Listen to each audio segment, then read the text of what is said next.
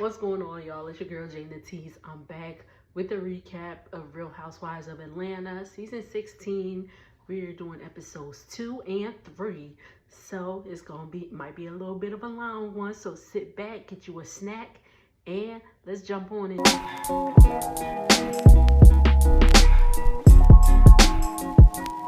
All right, JK. I was gonna take my robe off, but the air is a little pumping. It was a little warm today, so the air is pumping. But this is how we gonna do.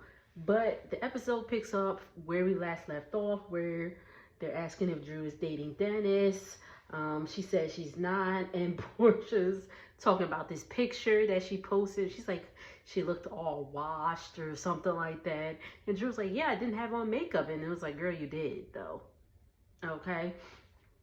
And Drew keeps saying that Dennis has been her angel on earth, and telling Portia, like, you know that man love you, girl. Then Portia calls Drew a low down, dirty individual. Drew is just like, you know how Drew be looking when somebody's coming at her. He's just like,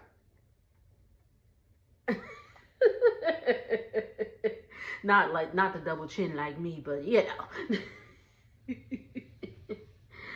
And Drew and Portia's like, can I break the fourth wall? They was like, go ahead. And she talks about how Drew went behind her back to set up a photo shoot for Portia's company, Go Naked Hair.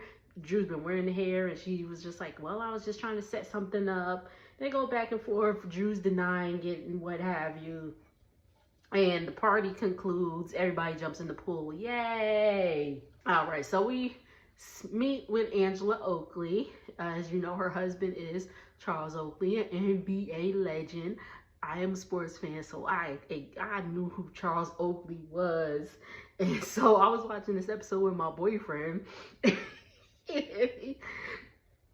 And he was like, why they label Charles like that, Angela's husband? He was like, who is Angela? That's the Oak right there. He said, that's Oak Man right there. He was like, who is Angela? But then again, we get their little story. They met several years ago. They met a few years ago, exchanged numbers, but didn't reunite until 10 years later. And when they lived in the same condominium, they each have, like, I think together they have like 4 or 5 kids. I think they have 1 or 2 together. I believe it's 2 together. But Angela has an older daughter. Charles has an older daughter. And yeah. Okay.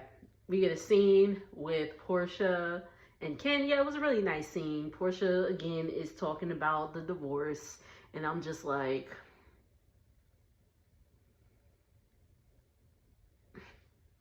because everybody is just like, Portia.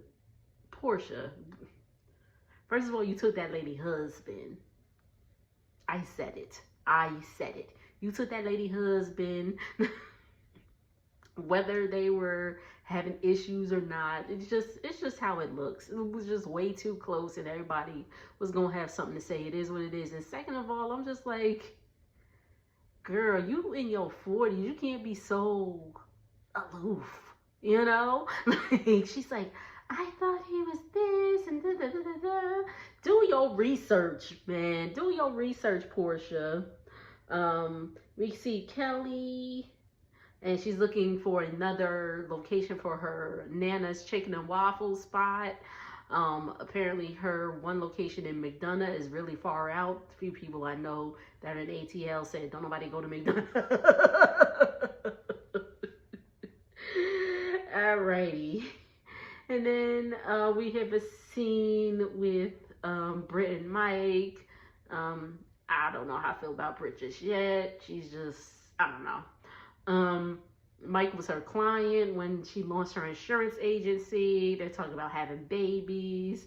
They got married during the pandemic, so they only been married for about 2 or 3 years. And Shamia meets with her surrogate, Shadina. Now, Shadina, if you remember, Shadina was Candy's surrogate when Shadina carried baby Blaze for Candy. And Shadina carried Shiloh for Shamia. Right? Shadina has her own surrogacy agency. Unfortunately, when she was carrying Shiloh, she developed breast cancer around her 32nd week of pregnancy. So they had to deliver the baby. And because Shiloh was premature, she's had, all these health challenges or whatever. But she's an adorable baby. Adorable baby. Shamia was feeling guilty because, she was asking did the breast cancer get triggered because of all your extra hormones in pregnancy? Shadina reassures her that that was not the case. Shadina's had a mastectomy, seems to be doing well. She then got herself some new boobies, so go girl. And then Shamia just said she recently had an ectopic pregnancy. Unfortunately, she was pregnant. They were excited. And I'm sure she didn't know that it was ectopic, but she was having very, very bad pains. She went to the ER and was saying, and the ER was telling her, there are tons of people ahead of you, which I don't know why they call it an emergency room, because they sure enough would be like, well, are you dying? Okay, go on, sit down. Wait till you call, like for real though. But she said she went and sat down, and unfortunately blood just came out of her tube had ruptured, so she unfortunately had an ectopic pregnancy. Right? Britt and Kelly meet up to do some girl talk, and Britt's like, yeah, what's up with Kenya being pressed if I, about my wedding band or not? So the wheels are turning, and we'll see. Well, we'll get to that, but the wheels are turning. Kelly talks about her divorce. She said, unfortunately, there was infidelity, and her soon-to-be ex took $500,000 out of the company's account. Damn. Hey. Drew and Shamia and Angela meet up to go work out. Drew's stressed about her divorce and says her music is a great escape. They talk about the whole dentist situation. Angela asks Shamia, was she being Portia's assistant, and asking Drew about, if her and Dennis were dating. They go back and forth, blah, blah, blah. And Drew says Shamia was a little lapdog. Last scene of episode 2, we get a scene where Portia, PJ, aka Pilar Janae, hey, Janae, anyway, and Dennis, they meet up at this little kids play place. They got the little kitchen and the little jumping and all that cute stuff for kids. And Portia asks Dennis about Drew, and he's like, well, we're working together. And Portia's like, yeah, well, Drew was going around saying that you're her Lord and Savior, Jesus Christ. She ain't say that, Portia. She said he was her angel on earth. Get it right.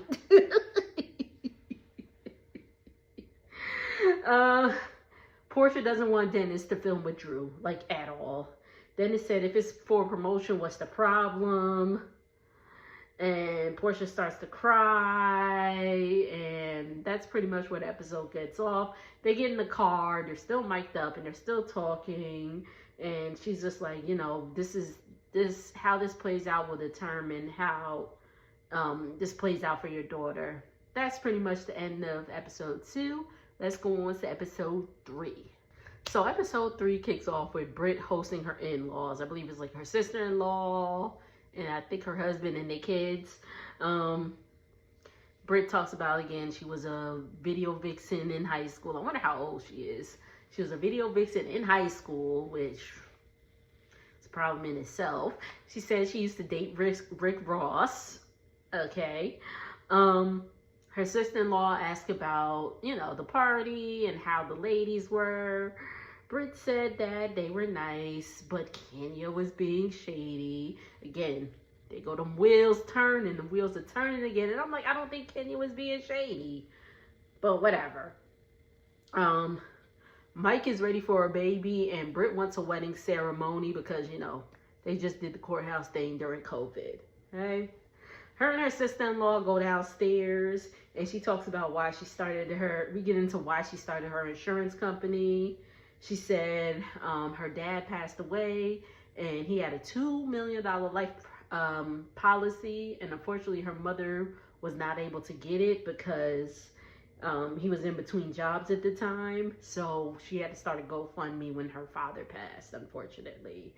Um, she's having some friction between her sisters in regards to the company. She had to fire one of her sisters, and the other sister thought that she was too tough for the workplace, which that's why you can't. I say you.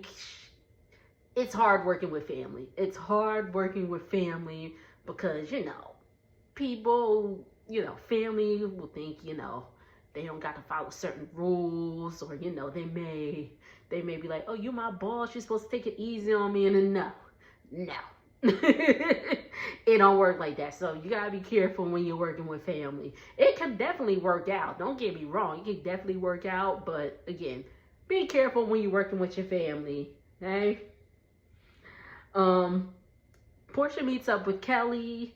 Portia said Kelly has different personalities, loud, louder, and loudest. And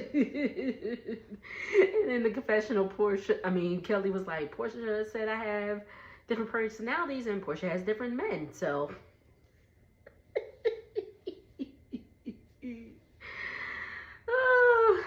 They clear the air about Kelly asking why Portia take that lady's husband. Kelly says she asked, and she asked Shamia when her, Britt, and Shamia were having lunch, and Shamia was like, that's something you're gonna have to ask Portia. Okay? Portia didn't really like that, but we'll get into that a little later. Okay? Drew's in the studio, and here comes Angela, Cynthia, and Kenya, and I was like, what is this, the new OLG, old lady gang? I'm just playing, y'all. They look really good for their age. I don't know how old Angela is, but I know Kenya's like 53 or 4. Cynthia's 57. They look great. I don't know how old Angela is. Maybe late 40s, early 50s, but they look great. I'm just teasing. And Kenya's asking where Dennis is. Drew's talking about her and Dennis don't talk on the phone, and the shady producers pull a clip of her and Dennis talking on the phone. Drew's like, well, I feel attacked and blah, blah, blah. And Kenya calls out Drew, saying for, working with Dennis without directly speaking to Portia. And Drew's like, well, I text her and we just couldn't get together. And Cynthia's like, girl, that's something you call on the phone about. And I agree. I definitely agree with that. Kenya said that Drew's being spoken about like she's a whore. And I was like, whoa, that's very harsh. Then they started talking about Shamia. Now, Shamia said to Drew, are you dating Dennis? They were like, oh no, I heard Shamia say, are you effing Dennis? I'm like, these ladies got to put 21 in. I'm like, damn, she ain't say all that, but I mean, whatever. Okay. We have a scene with Shamia and her sisters. Her oldest, Shia, is getting ready to have surgery. She's getting her tonsils removed. And my apologies, she had spoken about the ectopic pregnancy with her sisters. So, but this is where we are with that. Again, she's had a lot of the baby, her youngest, has had a lot of procedures and all that stuff. We just gonna jump over to Shia having her surgery. Everything went well. Shia was actually excited to go to the hospital. I guess since she's seen her sister go constantly to the hospital and all that stuff, she's a kid, so I'm sure she's like, all right, the attention's on me, you know what I mean? So that's with that. We get a scene with Angela.